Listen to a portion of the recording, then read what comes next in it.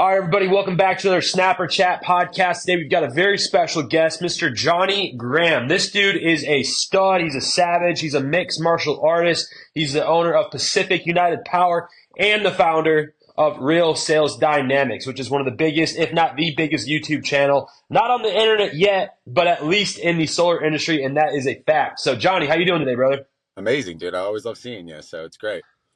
Likewise, yeah, we just got to see each other at Door Yeah. Sure, you'll be at SolarCon too.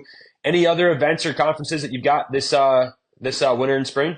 Well, whatever Danny Pesci asked me to go to, I think he's got blackmail on me because I always just say yes to it. Just kidding. But he's amazing. So whatever events he's running on, I always like to support him. He has a lot of contribution, as do you as well. So anytime that those events are happening, but yes, SolarCon, we are going to be hosting the solar objections competition. So that's going to be a ton Love of it. fun. And so please, you got to come out. We're obviously there's going to be lots of discount codes that are available, but what people I think fail to understand about like door con and SolarCon is that it's the dates are well put out in advance. So we're all busy. We're all out closing deals. We're all out doing this thing all year round. And I really don't think that you get the full effect in the same, like, because every time I get done with these events, I come out more motivated, more excited. I've met so many of the amazing fans of our show and your show, and then you get to meet your fans too. And it really puts a face to all the work that we get to do. And it reminds us that, hey, there's actually a lot of soul in this business. There's a lot of fantastic people going through similar struggles that I'm going through, overcoming similar challenges. And when you have that network and you have that knowledge that every day everyone's facing something similar, it really motivates you. You know, it makes you feel a lot less alone. And so I can't encourage it enough. If you're new or if you're already a rep or a manager, you guys got to come to these events. No doubt. Yeah, every single time I go to the events, I'm just like, I'm getting a golden door this year, Yeah. or like, I'm going to do what this guy's doing. And you see what the top 1% in the industry is doing. And yeah, definitely you should be at all these events if you want to do this at the highest level, which I know hopefully everybody watching this right now wants to do at the highest level. That's why you guys are watching this. And so we're going to bring some value for you guys. Johnny, I'd love to hear just like, what is your favorite part of your job, though? Obviously, you're running so many different things. Yeah. You're running big teams of solar nationally, right? You're a national recruiter. Yeah. You've got the YouTube channel with Real Sales Dynamics. You guys are always dropping awesome content on the doors. You're breaking down footage. You guys have broken down our footage. And But you kill what it, is man. I your? always give you good reviews. You know that, and I'm honest. I appreciate it. I don't choose favorites. You actually do great content, so there's no argument. Appreciate it. Yeah. I appreciate that. Yeah, and it means a lot too because I know that you give some other people some rougher reviews, and I'm like, yeah, like he's just being real. But dude, what is your favorite part of your job with everything that you're doing? Oh, hands down. Like, well, there's two favorite things. My favorite thing, and I always revisit it, and I'm on blitzes too a lot. Like, I'm going to be on blitzes February 12th to the 22nd. I basically have blitzes booked out all year round. And my favorite part of the job, two things, is one is I actually really love when I'm connecting with people. I love just the random new people I'm meeting all of the time because of the door-to-door contacts that happen. And so I love the new people, and I actually work like lower income neighborhoods. So I'm not saying this from like a networking thing. I'm saying this from just I genuinely love people, and I forget that all the time. And I notice that whenever I'm depressed or whenever I'm feeling down, it's like as a mood, it's because I haven't connected to people and I haven't had that sense of community that I want. And the fastest way for me to get that feeling is to go out there and start talking to people. I have this icebreaker with everyone random on the street that I get to go and talk to. So that's amazing because whenever I get outside of myself and I put my focus on others, any form of depression or down feeling that I have is immediately alleviated because I'm thinking about other people. And so I think if somebody is like has a difficult mental state or they're challenging or they're going through some sort of challenge, it's like just get out there and go and talk to people. And you'll find that you are immediately kind of cured of whatever ailments are going on because you've shifted your focus. You're now thinking, I need a frame control. I need to stand correctly. I need to hit my pitch correctly. I need to be somebody who they would want to buy from. And because even if in that moment I don't feel like that guy, because I'm putting on a performance and I'm doing this thing, my emotions catch up to my physiology. It's like the same thing when like I need to smile. Like if I feel like crap and I just smile, like it literally just changes my whole mood. And so this job acts as a barometer of like my mental and spiritual space. And I really love that. I think that's the one thing that most people don't understand is like every day, I just like every other rep, I get nervous about going out into territory. I get nervous about going and talking to people at that first moment. And then when I get in the flow of it, I realize that's all the devil's a total lie. Like I'm not nervous. That's unfounded fear. I'm excited. So that's the first best part. I think that's something we can all relate to. And then the second thing, and I think it's kind of interesting because you're one of those journeys where you were kind of new in the solar industry for the most part. You'd had some experience in pests and everything, right? I remember, right? Oh, no, you're not a No, pest guy. You're one of the few that isn't. no, purebred. Yeah, Yeah, just solar. you were Never did coming door to from, door. yeah, you were just shooting content, I believe, actually in the beginning when I first met you. Indiana, right? Is where you're originally from? Michigan. Yep, Michigan, yeah. Midwest. Midwest, yeah. And so I remember you came out there and you were working and you were still kind of new and you were shooting it. So your journey's really fun to watch because you're one of those guys that's just insanely honest about his pitch. And I love that. Like you've even like I've seen even sometimes in comments when people make either negative or positive ones, you're like using it in a neutral tone. You're like learning. And like it's been really fun to watch your story because you've done such a good job documenting what it's like kind of being a new guy all the way up to the professional you are today.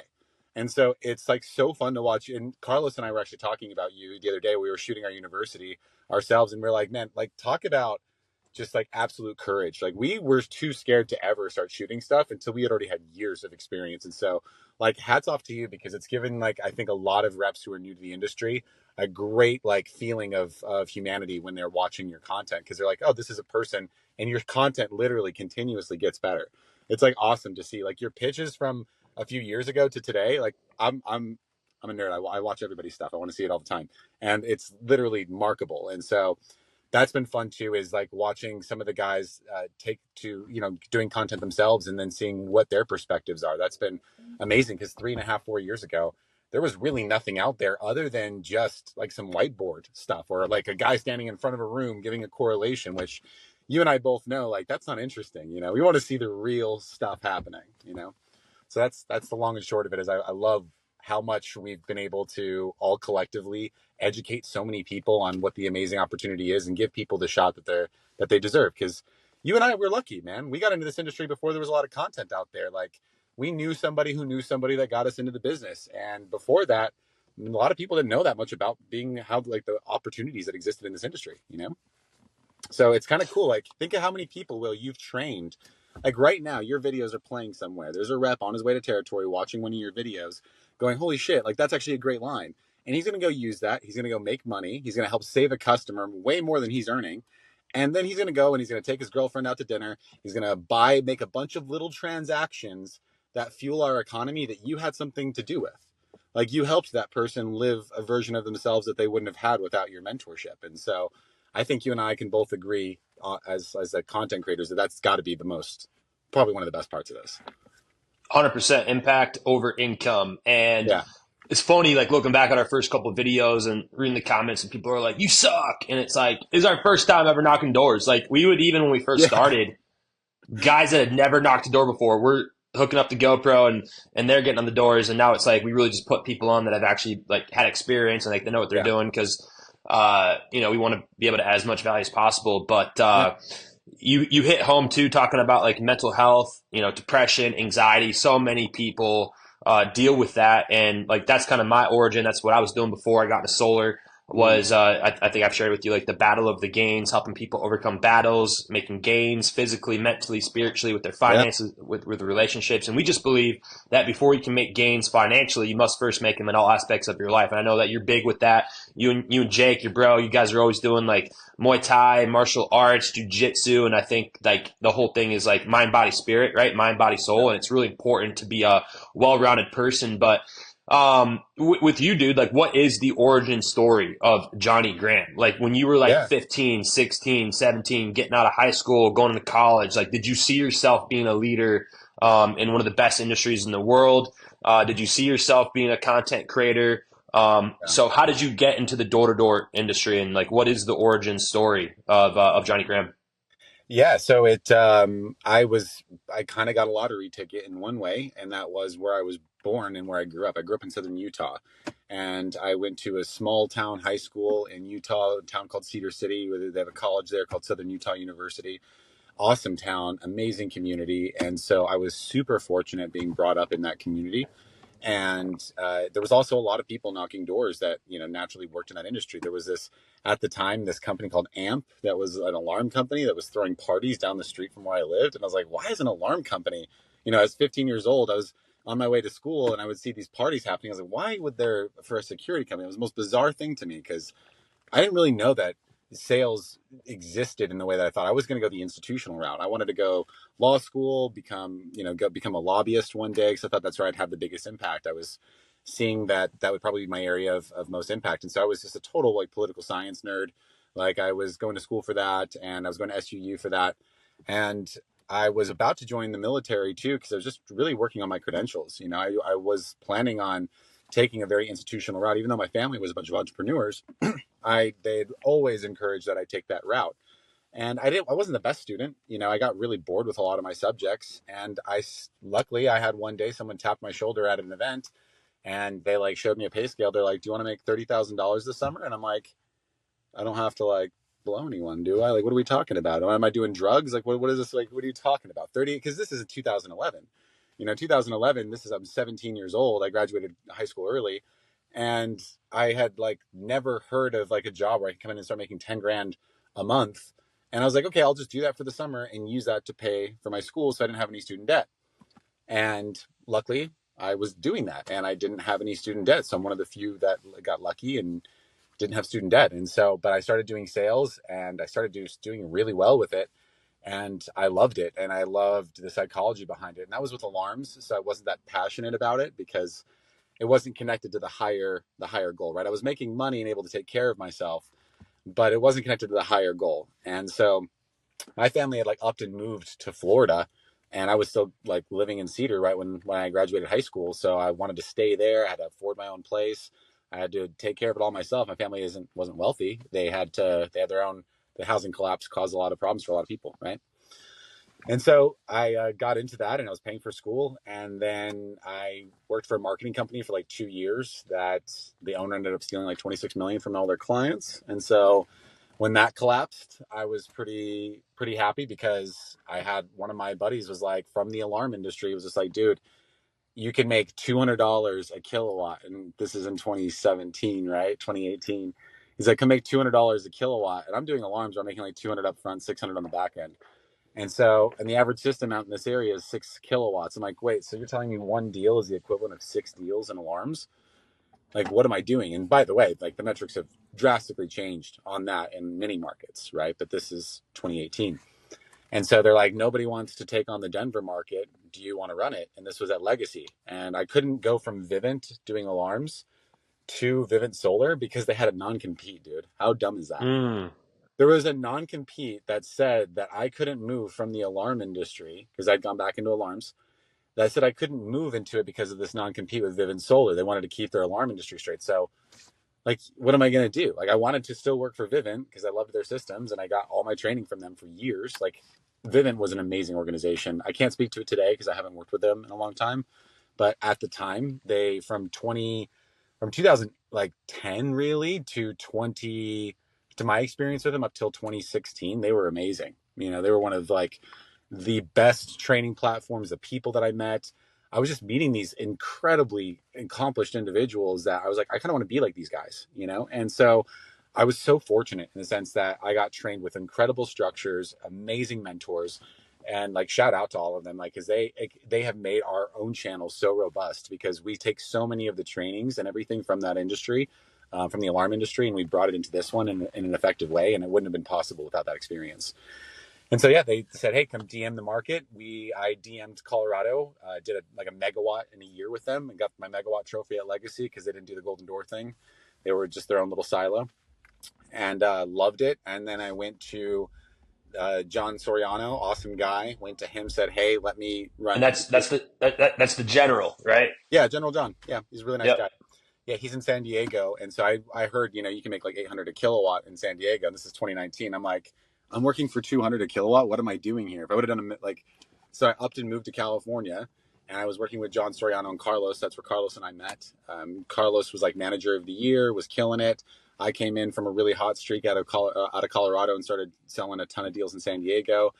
And Carlos and I were like, you know what? Like, we could have like a version of almost like Cops with this show, where we're just showing infield footage, and then we actually could stop and then break down what's happening to help in a big way. And we went to John Soriano. He said, I'm not sure. It probably would create some problems. Natural fears, right? Like, they're worried about giving away training. They're worried about giving up all their trade secrets. And that's totally natural, right? Like, completely normal. So, but I was just kind of like, if we build it, they will come was like my entire con thing. Like, you know, like Legacy has a massive budget to do this. So I got on a plane, flew out to go meet Luke Toon. And Doug Robinson's awesome. Like he's the one of the owners of Legacy, Doug Robinson and Luke Toon. But Luke was super against the idea, was like totally against it, shot it down immediately. And so, and I think they were just worried about liability again, was like their concern. And I think that's not unreasonable at all, right? I told them that too. And they're like, this guy's just like super ambitious. He wants us to dump a bunch of money into a YouTube channel. That's not going to work. You know what I mean? And most ideas as a business owner, being a business owner myself, like most ideas that you hear your guys come to you with, and you know this too, Will, from training people and working with people, most of them, they're not good ideas, right? That's the Right. nature of ideas, right? The most of them are not good. So most people are going to shut down your idea. The same way people are going to shut you down on the doors. It's going to happen. If you lose enthusiasm about it, though, that's where everything gets lost. And so Carlos and I went and did that meeting, got back. They like freaked out that I had gone above their head and flew out to Salt Lake. And Carlos and I the next day were like, because they knew I was working on this with Carlos, we were in a group chat that after we just ran a correlation that we were no longer a part of the Legacy family. And so we were like, okay, well, you know, they didn't pay him, I think like 90,000 or something like that, me like 30 or 40,000. And because they had just gotten done probably 8 months prior dealing with the whole Sunder debacle. So they were concerned. And they ended up losing their class action lawsuit on that entire thing that happened. You know, the mistakes were made. I'm not disparaging anybody, but that is what happened if you want to know the true story. And so we were like, okay, well, how do we start a company where we're not, because we didn't hijack a bunch of reps, you know, we didn't go on some like crazy recruiting mission where we started hiring legacy reps. So when you start with just a few guys, it's like, what do you do? Like, how do you stand out in a loud market? So we were like, okay, let's just stay true to the idea. Like the idea is to get this out. And so we hired a videographer, and we've had literally 2 videographers and producers the entire time. Like we have not gone through. We didn't come from the videography space like you did, you know. So we weren't like automatically killing it with the camera. So we hired one of our buddies that knew door to door, and he was super loyal, amazing. He's actually a former Legacy guy. He came in, he loved the concept, and he jived in right away. And we literally have financed the entire channel from our own commissions, same probably as you. You know, we just pay for all of our production, and we said if we give it out to as many people as we can, maybe they'll see the competency. Maybe there's a guy in the mortgage industry who's seeing no mortgage applications coming in right now.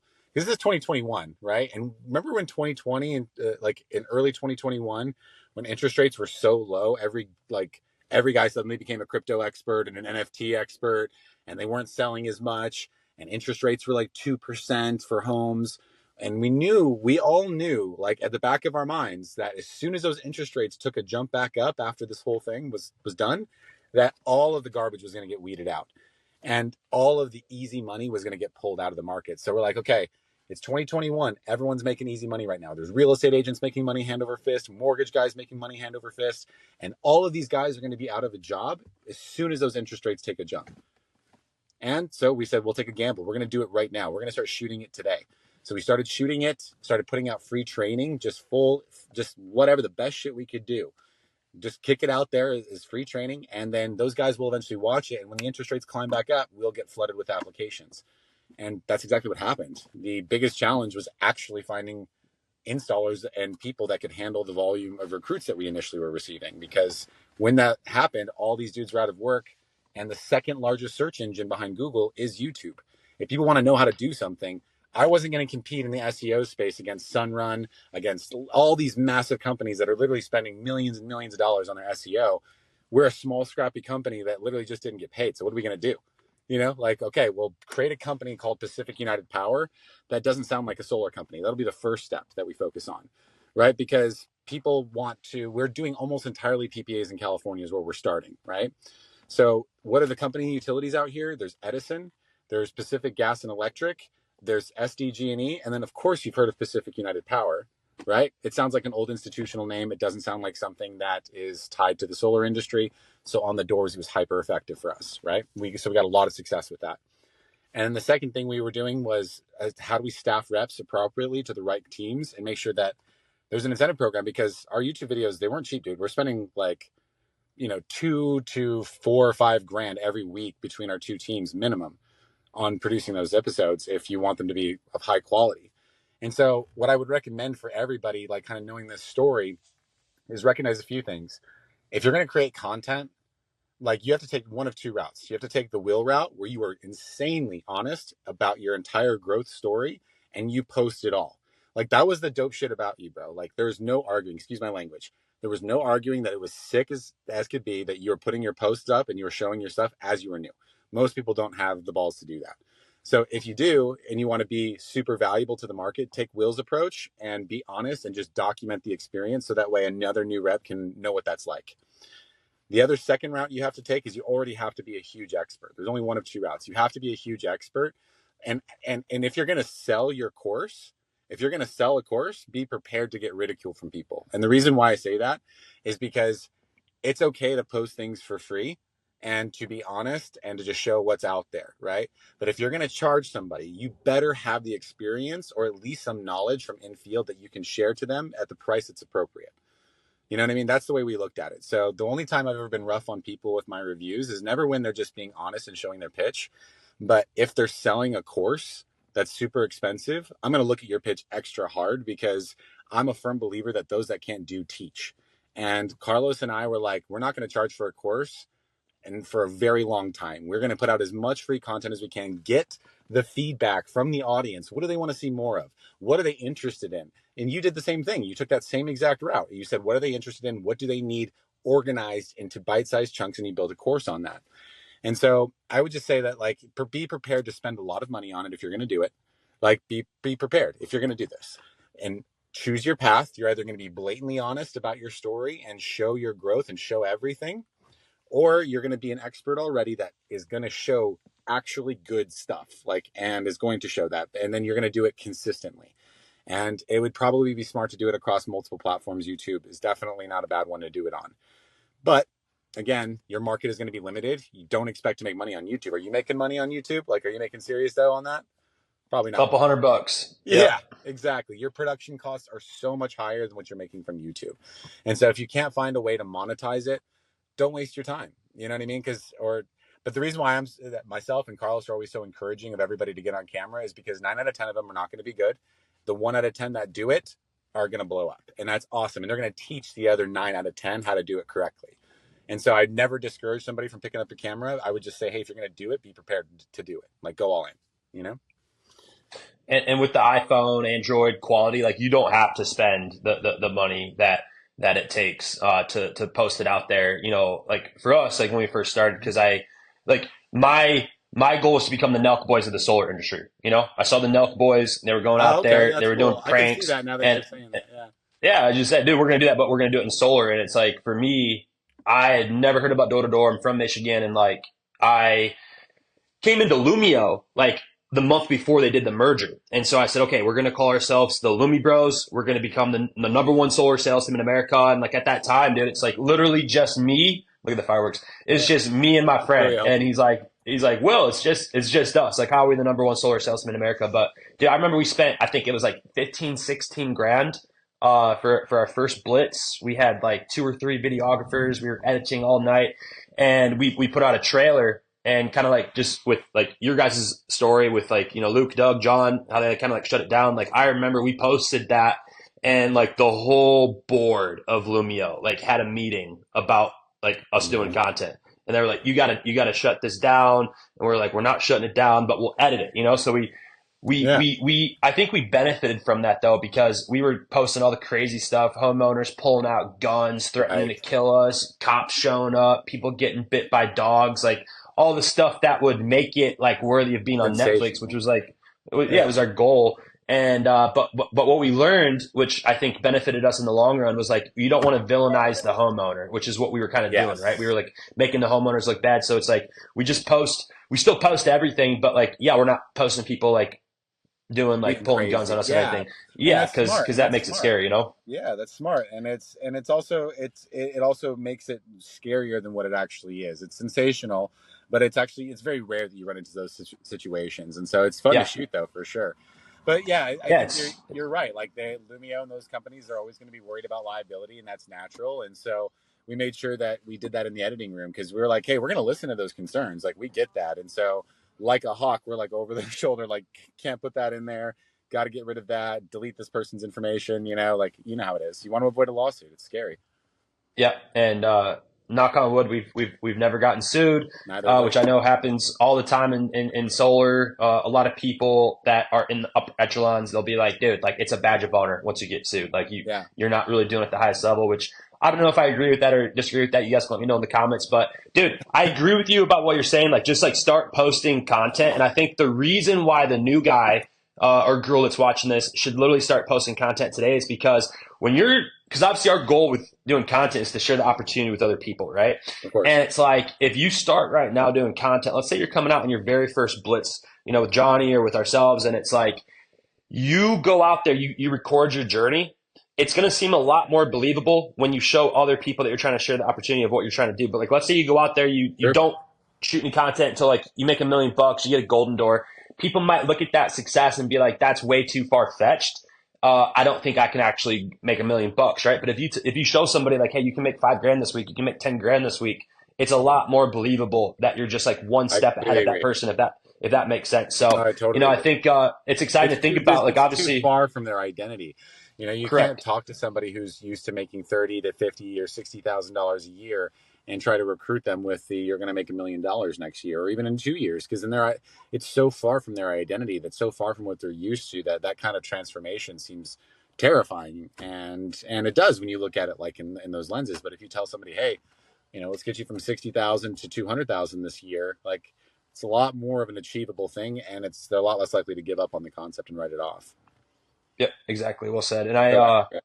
I love hearing the story. I think, like you, like my favorite part about being in this space, which, for solar, we don't call it just like the solar gold rush. What we call it is like, it's a personal development program with the compensation plan attached to it. You can truly change your life in all these different aspects. And, I think it's, just the best opportunity that we could possibly be a part of.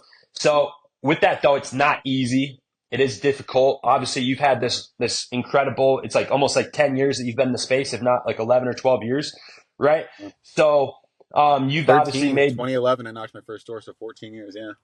14 years is wild, right? And like Yeah. obviously you've made millions. You've helped create multiple millionaires. Probably helped a couple hundred people make 6 figures. But for you in 2024, Johnny, what would you say was the biggest obstacle that you guys had, both with solar and with building the channel? Yeah, so it's like a chart, you know what I mean? When you're looking at the years over time, where it looks a lot like this, but it's a steady climb over the years. And I think a lot of us overestimate what we can do in 1 year and severely underestimate what we can accomplish over the course of 5 years. And so one of the things that I made my personal mistake was trying to. It's hard to say that sometimes because there's a few things.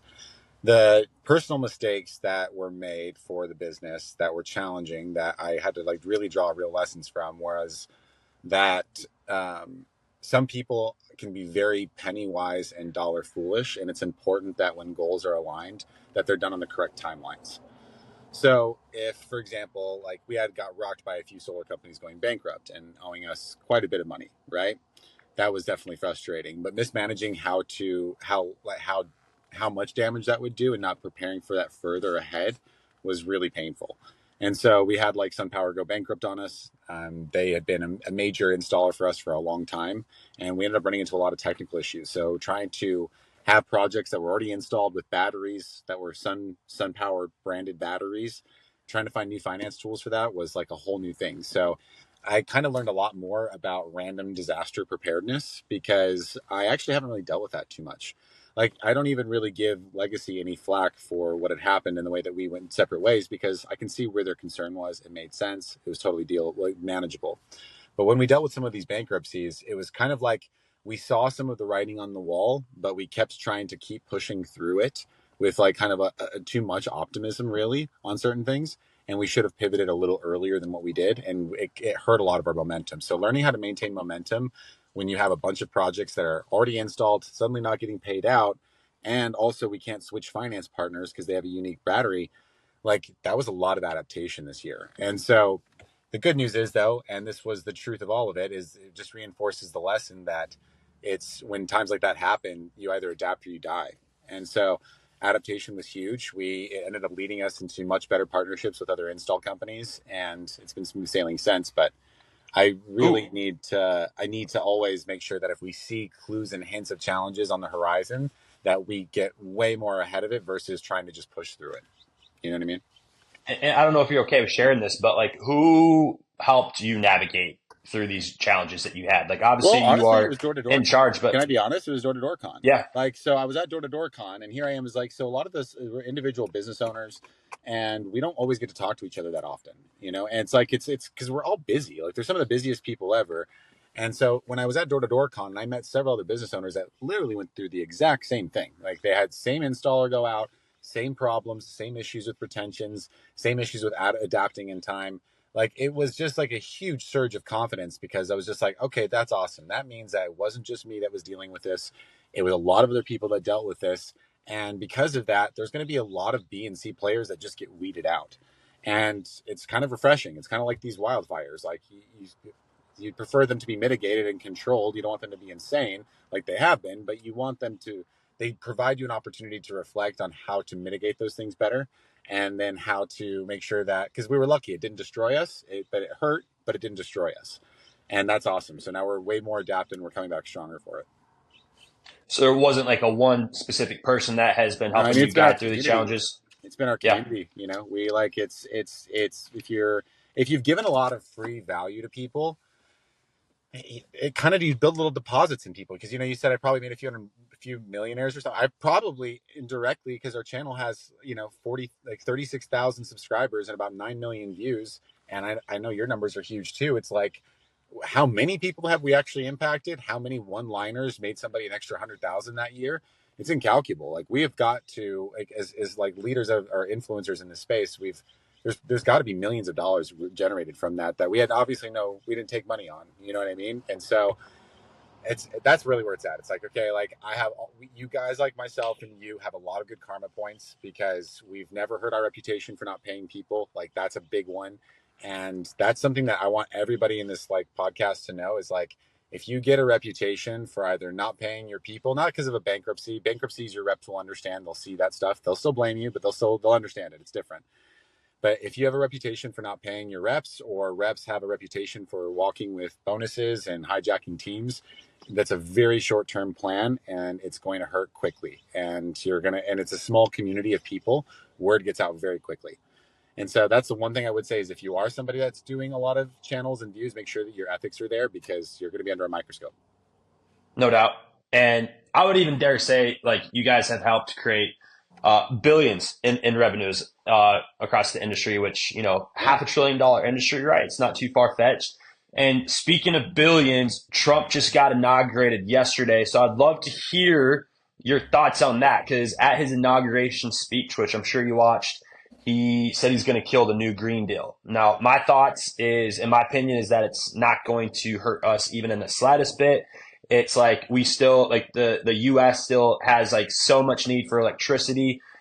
Even if they did kind of like maybe taper down the tax credit, like, we're just going to be able to use that to our advantage, and we're going to be able to have a deadline now, which is something that Mike O'Donnell talks about. He's like, dude, if you want to make $1 million in solar, like, find a deadline. That's what he did in Arizona.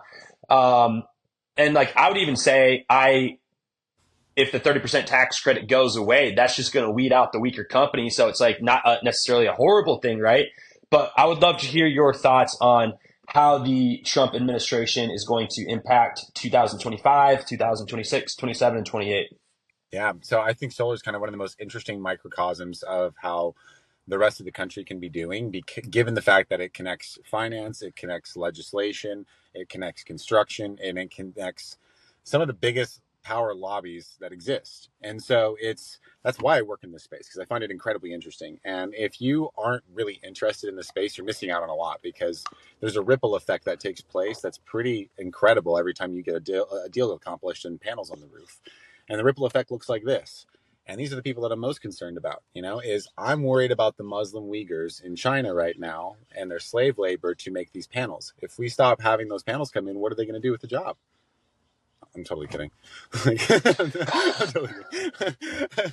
No, we actually do need to have the like serious tariffs when it comes into play when we're dealing with outside solar companies. With outside solar companies bringing in cheap, crappy panels. It's a real concern that the market has been flooded with in the past. And under the Trump administration, I remember literally looking on projects and looking at adder sheets and seeing tariff charges added left and right, which can cause havoc in the supply chain side. And so I'm all for I'm all for tariffs and I'm all for Trump's like tariff actions. I'm just hoping that they're guided with nuance, unlike the first term, because the first term it was like at random one part or one component of a solar company would be under the tariff list, and suddenly there's a 10-cent adder on all these panels, right? And if things were a lot more friendly for manufacturing here domestically, we could have a lot more competition that way. But what the American public needs to fundamentally understand, both especially on the right side, because this is where the right side actually gets under my skin the absolute most, is I'm definitely more on the conservative side as a whole.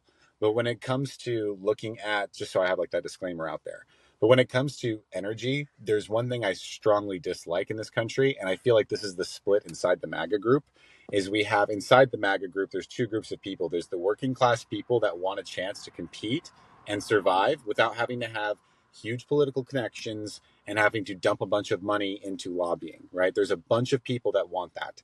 Then you have the other side where you have like the technocrats on the side of the MAGA side that I'm actually kind of concerned that Elon Musk is in place. I'm hoping that he'll slash regulation, but I'm not excited about the fact that he has a direct interest in this space and he has shown absolutely zero desire to have salespeople and people like us be able to elevate ourselves from a place of poverty into a place of wealth, doing a skill that he diminishes. It's a skill that he totally diminishes, and it shows up sometimes, right? It shows up in the fact that his solar energy teams haven't really developed that much. Like the energy section of Tesla is really going to, I wouldn't doubt it for 2 seconds if the Trump administration awards a lot of major solar farm projects to Tesla Energy. So I think a lot of the benefit, and my concern is that a lot of the benefit will end up in the hands of one guy that works in that space. And that guy doesn't have a track record for wanting to have employees. He has a track record of the opposite. His track record is make machines, make machines. That's his entire goal. And he thinks that people are going to just come to solar because it's such a good idea. And that's not the truth. If I took Elon out for one day of knocking, he would see what the true American public actually thinks about his products and services. And so having that disconnection in his company is my biggest concern. If it was Sunrun that was there at the helm of it, it would be a completely different thing. I would not be worried about it even in the slightest. But my concern is that a lot of the energy contracts are going to end up in the hands of large utility companies, and that this change over to solar is going to be mostly financed by companies that are largely oil companies trying to divest and diversify their funds, which I'm all for that, right? Like I want oil companies to dump this in. If there was a Conoco solar company, that would have made actually more sense, right? Like it kind of made more sense that these guys were professionals, because it was the ragtag small companies like Sunrun, SunPower in the 80s and in the early 2000s that really fought to make this happen and exist for us. And I would be very sad to see that go away and to see that those large tax credits end up in the hands of a few elites. That's my concern. And I think every American should be concerned with that, because if you're concerned about your property taxes going up, if you're concerned about your energy costs going up, well, stop pissing and moaning and do something about it, right? Like that is probably the most irritating part of my job, easily, is when I'm dealing with homeowners that are avid Republicans that like complain about their utilities and the cost of everything going up, and then are unwilling to take any action at all to make that change. And so those people, I'm actually rooting for their energy costs to go up, because it's obvious that the American public is a lot richer than most people think. And how do you become an elite in this country? You become an elite in this country by gutting the middle class. They're the ones that hold the majority of the wealth. And so if the middle class is paying more and more in energy costs, like Edison, for example, has like gone up significantly in the last 8 years. And these and watch, they start a huge wildfire. And are they updating their grid? Absolutely not. They're not doing that at all. But their executives are taking home record-breaking profits. That should upset like literally everybody. It's not a right versus left thing. It's literally an up versus down problem. And it's kind of funny because do you agree that saving money is making money in reverse? Yes. Okay. So if I save a homeowner $70,000 and I make $10,000, who got a better deal? The homeowner. The homeowner got a better deal, right? And that with that extra 70 grand, what could they do with that? Tons of things. They could invest it into the economy. They could go buy crap. They could go do whatever they want with that extra $70,000 that they're going to make at least over the next 20 to 25 years. And so if you're interested in your money, if you're interested in protecting yourself and protecting the middle class, being able to get something like your power under terms that you negotiate with the sales rep or with a company is absolutely critical to the fundamental idea of being an American, which is independence. Like we should be able to where it doesn't hurt the ecosystem. We should be able to tap our own well lines and be able to have water, and we should be able to produce our own power and store it on site and sell it to our neighbors who are in need of it. Plain and simple. And we shouldn't have connection fees that are absurd and trying to make sure that these pension plans for these huge executives are being maintained when there's clear competition available. So every Republican needs to be super concerned that elites may have a chance right here to secure an oligarchy with a president behind the wheel who is amazing with so many things, but he's still under the gun of his donors. He's still under the gun of these guys around him. And so we have to like approach this with a nuance, and Republicans have to realize what they vote for. Democrats aren't doing much better. Like, I mean, look at the bailouts that have happened with PG&E from the state of California. You know, PG&E gets bailouts when they start these massive fires from the taxpayers. Like, how could, like, the only issue that America needs to focus on all states across the board is their local politics. They need to go onto opensecrets.org. If everybody go and check that out, opensecrets.org, you can put in any company website, SDG&E, whoever you want, and you can see all of their political contributions on the local level as well. And so if our industry wants to continue to fight back, we're going to have to continue to make as much money as we can and then galvanize together to have a similar lobbying foothold. And the best way that you can do that on the ground as a rep is literally sell so much solar, because people vote with their money. You want to make the biggest impact? Go sell as much solar as you possibly can, because there is a distinct chance, it's not a 0% chance, that one day you won't be able to do it. It's going to Yeah, happen. that's awesome. I feel like you're a combination of my brother and I, because he went to school for political science, right? Okay. But he's not on the internet. I went to school to be an English teacher. We're posting all these videos, and you're like the perfect combination of us, dude. And I couldn't have said it better than that. And I love what you said about saving homeowners money. I think our company, we looked at it over the last, because we've been around for like 2.5, 3 years. We've saved homeowners $100 million, and it's like, how cool is that? That impact That's right there. We've saved amazing. $100 million by going solar. So I'd love to hear from you too, Johnny. Like, to take all of what you just said right there for a rep, they're on the doors today, tomorrow, this year, and they hear from the homeowner like, I don't know if I'm going to go solar because Trump doesn't support solar, or whatever they're going to say about like why they're not going to go solar. How can you take what you just said right there to make it make sense for the homeowner of why they actually should go solar, so they can go out there and, like you're saying, sell as much solar as possible? Yeah, so I mean, like, look, Trump isn't against solar. That's not the thing. There's this false dichotomy that exists where people think it's like solar versus oil. It's not the case at all. It's literally not that at all. As a matter of fact, we know for a fact that oil is finite, and over 50% of its extraction is used for the manufacturing of goods. And so we're talking like your clothes, your every plastic that exists comes from oil. All of these things come from oil. Oil is always going to be absolutely critical for any economy, no matter what. Hell, even plane flight, you're not going to replace that with electric anytime soon because batteries are too heavy, right? So we have all of those factors combined. What people need to be able to focus on, and then you can say the same thing is like, look, I'm an ardent Republican. The reason why I do this job is because I believe in independence. It's no different than what Trump thinks. Like, people should have the ability in free business and free enterprise. And the truth is under the Trump administration, and this is how a lot of people will probably agree with me, the business standards were easy to get work done under, right? We had way more friendly tax codes. A lot was better there. He spent money like crazy, but a lot was better there, right? So for business as a whole to be conducted, it was a lot better under the Trump administration. A lot less taxation, a lot less regulation. It was better, right? On the tax incentive side, it wasn't. And so when it comes down to one thing, is like, you can't expect this guy to be an expert in all areas. And Trump, at the end of the day, believes in free competition. And without some of the laws that they've enacted, we would actually have a harder time with his job. It's true. Like, it'd be harder to hire people. It'd be harder to maintain them. The tax codes would be more difficult. I'm actually quite excited about the general positivity that this new administration is bringing in. So if somebody says, hey, Trump says, I don't want solar, I'd be like, there's solar on the White House. You know what I mean? Like, where he lives, he has solar. Literally, like, Tom Brady has solar at his house, right? This is not something about like oil versus that. I mean, hell, if someone's super pro oil, remind them that some of the most robust and profitable oil rigs are powered by solar because they're difficult to get electricity out to. So like, it happens all the time. Like, solar and all of these go together really well. If you want to be anti-wind, I'm totally with you. Wind is a joke. But solar and oil, like, they're not at odds with each other.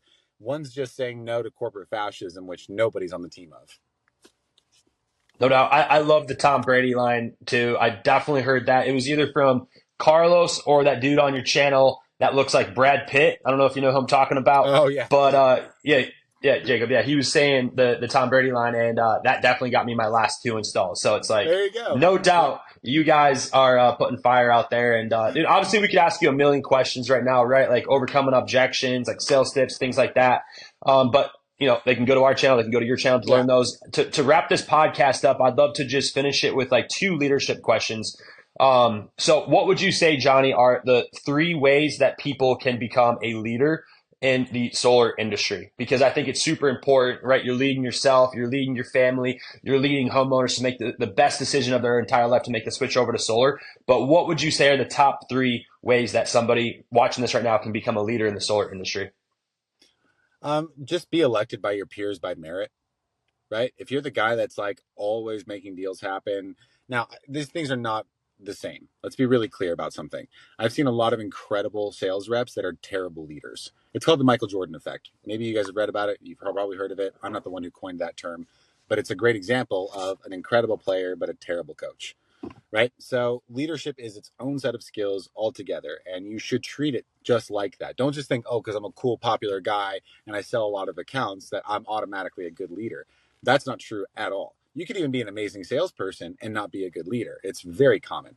It's not like closing and setting appointments. Like when you're setting an appointment and you're closing a deal, those things are very connected, right? Like how good a person is on the doors usually translates in the house as well. I very rarely will see somebody that's amazing at closing but not as good on the doors.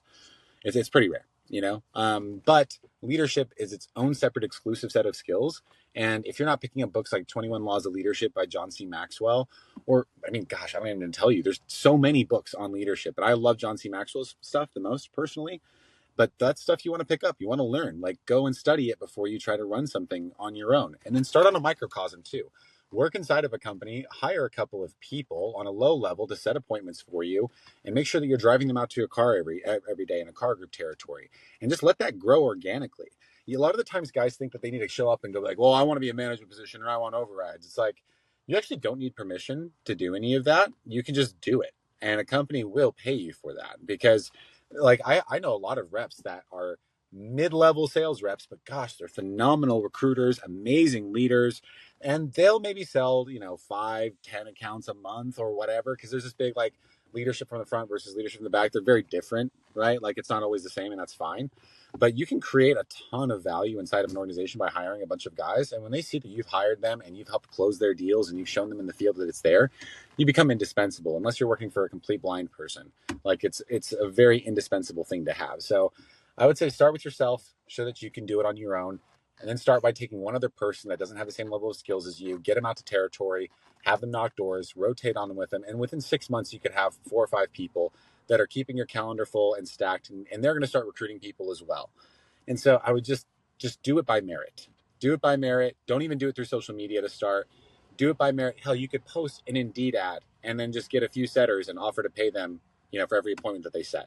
And if you can't afford to do it, then you need to go close more deals, and you're not ready to do it yet.